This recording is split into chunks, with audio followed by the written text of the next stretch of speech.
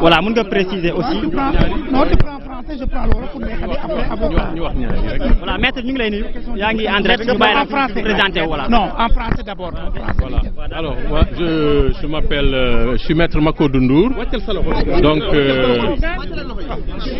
alors, je suis constitué pour cette procédure à ce stade pour la dame de Khadinyaï. Et c'est un dossier dans lequel moi je ne m'étais pas constitué au cours de l'instruction. Donc c'est un dossier que je ne connais pas encore. Il y a des avocats qui étaient constitués depuis le début. Et donc c'était normal que, ayant fait noter ma constitution ce matin, que je puisse disposer du dossier et du temps nécessaire pour le consulter. Alors malheureusement le président m'a refusé ça, nous a refusé ça parce que nous sommes 3 ou 4 avocats qui nous étions constitués, 6, voilà, il me corrige, donc 6 nouveaux avocats, nouvelle constitution, et pour une affaire surtout qui vient pour la première fois. Parce que rappelez-vous que l'autre semaine, lorsque l'affaire a été évoquée, elle avait été renvoyée à ce matin d'office par le président pour respecter les dispositions du Code de procédure civile pénale qui accorde un délai minimal de 3 jours donc à l'accusé qui a été interrogé pour comparaître. Donc ce délai n'a pas été respecté puisque l'accusé Ndeye Khady Ndiaye a été interrogé la veille. Donc il fallait observer donc, le respect de ces dispositions du Code de procédure pénale. C'est pourquoi le tribunal a renvoyé d'office à Huitaine. Donc aujourd'hui il y a une nouvelle composition et le tribunal est présidé par un juge qui avait même, soit dit en passant, siégé dans le dossier de Mame Mbaye Niang, qui aujourd'hui préside la chambre criminelle et qui nous a refusé un droit basique, fondamental de la défense, le droit à disposer du dossier et à disposer d'un temps suffisant pour le consulter. Parce que je dois le préciser, il s'agit d'un dossier qui est composé de 471 pages, d'après ce que m'ont dit les confrères qui étaient déjà constitués, et qui est également composé de plusieurs vidéos et de plusieurs éléments audio. Donc même un renvoi à huitaine ou à quinzaine aurait été insuffisant pour nous permettre de pouvoir prendre connaissance de ce dossier-là. Alors donc il s'agit là d'une violation absolument flagrante des droits de la défense. Nous sommes en matière criminelle et tout accusé qui comparaît devant la chambre criminelle a le droit d'être assisté par un avocat. C'est une prescription absolue du Code de procédure pénale. Alors face à cette situation, les avocats de Ousmane Sonko ont décidé de se retirer et les avocats de Ndeye Khady Ndiaye qui étaient constitués depuis le début, depuis l'instruction, qui étaient prêts eux à plaider le dossier parce qu'ils le connaissaient bien, se sont solidarisés parce qu'ils ont estimé qu'il était inconcevable que des confrères nouvellement constitués qui ne connaissent pas le dossier, qui ne l'ont pas lu, puissent se voir refuser le droit de plaider, la possibilité de plaider ce dossier-là. Alors donc c'est la raison pour laquelle tous les avocats, aussi bien ceux de Ousmane Sonko que de Ndeye Khady Ndiaye, se sont retirés de la salle. Alors ce que nous constatons, c'est que les débats se sont poursuivis. Le président a décidé de poursuivre les débats malgré le fait que Ndeye Khady Ndiaye comparaît aujourd'hui seul à la barre. Et ça, c'est une violation du Code de procédure pénale qui prescrit une obligation d'assistance de l'accusé qui comparaît devant la chambre criminelle.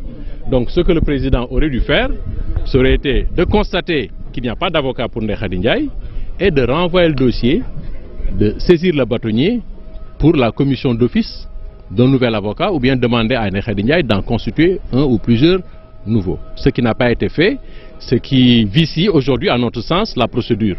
Toute décision qui va être rendue à l'issue de cette procédure-là sera absolument viciée et ne sera pas crédible, en tout cas aux yeux de l'opinion, puisque c'est une affaire criminelle qui est appelée pour la première fois. Moi j'ai un dossier criminel qui est pendant depuis près d'1 an et demi, qui est renvoyé d'audience en audience, ça n'a posé aucun problème. On m'informe que le dossier des députés du PUR a été renvoyé au 18 juin ou au 16 juin, je ne sais plus. Ça ne pose aucun problème il n'y a aucun accusé en détention qui nécessite qu'il soit jugé dans des délais, je veux dire, raisonnables. Tous les accusés sont en liberté. Il n'y a absolument aucune urgence à vouloir juger ce dossier-là aujourd'hui même. Alors, donc voilà ce qui s'est passé. Donc tous les avocats, aussi bien ceux de Ndeye Khady Ndiaye que ceux de Ousmane Sonko, ont décidé de se retirer de la salle. C'est une décision que les avocats ont prise. Donc, il ne faut pas me poser la question de savoir si c'est une bonne si ce n'était pas une bonne décision, on ne l'aurait pas prise. Nous avons pesé le pour et le contre. Nous avons discuté avec notre client et nous l'avons informé que si le tribunal s'entête à vouloir retenir le dossier là, nous ne pourrions plus l'assister. Voilà. Et moi, de toute façon, je suis nouvellement constitué, je ne connais pas le dossier. Donc je ne peux pas me permettre de plaider un dossier de cette nature avec un dossier aussi volumineux sans en avoir lu une seule page. Donc voilà. Et puis maintenant, pour le reste, ils se sont solidarisés confraternellement entre avocats, respectueux des droits de la défense. C'est un minimum pour un avocat. C'est un minimum pour un avocat. Donc voilà. Maître Moussa Sarr voilà Maître Moussa Sarr ñu bàyyi la rek nga tënk ko ci wolof voilà ginnaaw ba ñu leen yow lan ngeen jëlee ci biir.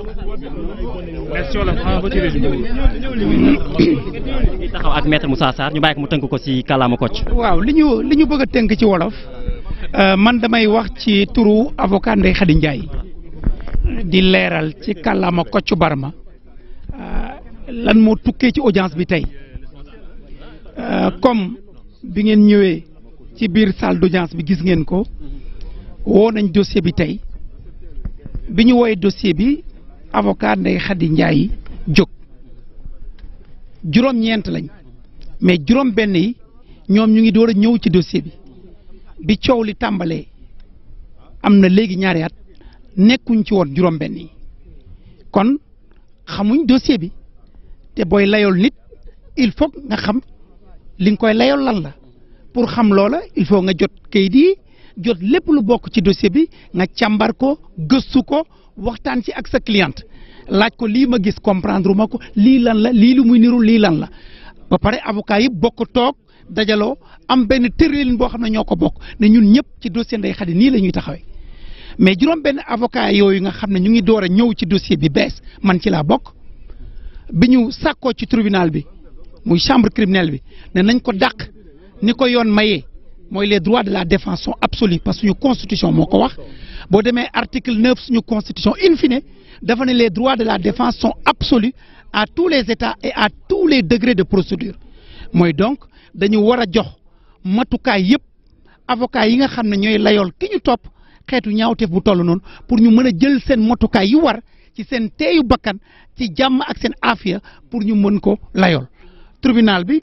malgré li ñu wone ne ñun ñëpp ñu ngi door a ñëw ci dossier bi ñun juróom-benn yi chambre criminelle bi bañ ne moom du ko dàq et que daf koy atte tey ñu jàpp ne kon suñu sañ-sañ suñu àq suñu yelleef ak bu kon avocat yi ñu toog ñun avocat Ndeye Khady Ndiaye waxtaan ñu ne ñun mënuñu nekk ci layoo boo xam ne suñu àq ak suñu yelleef ak bu suñu client muy Ndeye Khady dañ ko salvaaje dañ ko nappaje kooku mënuñ ca taxaw di am luñ cay wax kon ñu bokk juboo ne dañuy génn ci layoo boobu parce que layoo boo xam ne kenn joxuñu suñ sañ-sañ ñun dañ ciy génn ñu génn ñun ñëpp maintenant dañ koy layoo sans avocat mais loolu aussi c'est illégal parce que en matière criminelle am avocat c'est obligatoire kon même ñun bu ñu déggoo suñu biir ne du ñu mën a layoo parce que joxoñ ñu temps bi war may ñu gis dossier bi may ñu càmbar ko may ñu gëstu ko aussi chambre criminelle bi dafa waroon a jël beneen avocat désigné ko parce que kenn warul atte kenn en matière criminelle sans moom avocat kon chambre criminelle bi lii muy def nii sax tegul ci yoon dafa jalgati yoon. mais est-ce que Ndeye Khady Ndiaye am na sañ-sañ bañ beneen avocat bi am tribunal moo ko koy commettre d'office. bon loolu mënaguma ci bu ko neexee mais tribunal bi yëguñ benn yoon fu ñu jëlee beneen avocat tànnal ko mais ci yoon dañ ko war a tànnal beneen avocat parce que en matière criminelle c'est obligatoire mais client bi am na sañ-sañu moom ne man diwoo ma gënal këlee ma gënal mais yeggaguñ foofu te yëguñ ko itam. donc fi mu ne ban décision ngeen jël da ngeen a jël décision bañ a duggaat ci salle bi wala da ngeen. mais décision bi ñu jël mooy du ñu duggaat ci salle bi ñun ay avocat lañ suñu àq ak yelleef yi gën a ndaw mu di droit de la défense bu suñu boss pour suñu client pour ñu mën ko taxaw pour ñu mën ko teewal nu mu gën a rafete nu mu gën a ñoŋe ñu tere ñu ko mais ñun avocat lu ñuy defati ca booba saal kon suñu warugar dañoo génn bàyyi leen saal ba.